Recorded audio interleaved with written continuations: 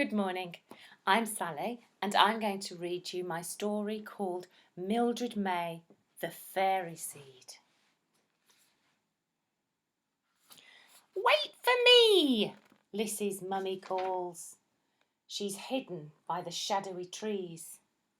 Lissy's legs are pedalling faster. She can feel the ache in her knees. Wheels whir round and round, leading her deep into the dark wood. Her legs are pumping up and down. Wind whooshing feels so good. The darkness falls from overhead leaves. It's not a cause to fright, for the sun suddenly breaks through to show slithers of silver, streaks of light. Faster now as her mummy calls, wheels whiz and whir around. Lissy's breathing fast in and out. Branches cracking is the only sound. Whew, what is that in front of my nose?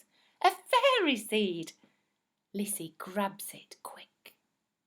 Hold it tight to make a wish, but keep on pedaling when the chain goes click. Lissy hears a tiny voice. Her bike is slowing down. She puts her feet upon the ground. Let go of me, you are creasing my gown. Who said that? She looks around. Not a soul, no body to see. Lissy opens her hand and slowly peeps in. Thank goodness you've let me free. And there she stood, Princess May, smoothing out her fairy dress. Lissy had never seen such a pretty thing, and her orange hair was an awful mess. I am Mildred Mae, the fairy seed. I can get whatever you need. My words are precious, them you must heed, but never mistake me for the seed of a weed. My bike won't go, my chain went click. It was when you flew right under my nose.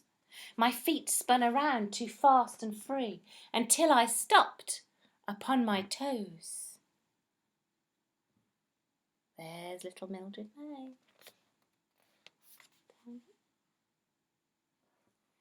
Remember, my girl, do as you're told, and I will fix your chain. Sit right there and wait for your mum on that log aside the lane. Lissy always had to answer back. Mum doesn't mind me going ahead. Mildred Mae waved her wand. That's not the point, she said.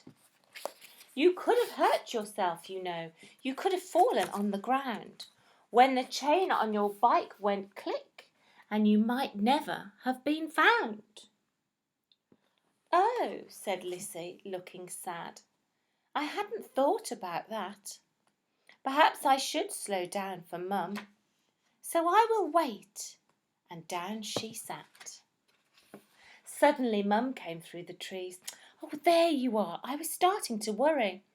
I'm sorry, Mum, said little Lissy. From now on I'm in no hurry. Meet the fairy who made me think. Lissy looked around. Had the fairy gone to hide? She looked and looked. Then she saw her chain. Her bike was fixed and ready to ride. No fairy in sight. Had she imagined it all? Lissy got her bike ready to ride. All the way home Lissy was careful to stay close by her mummy's side.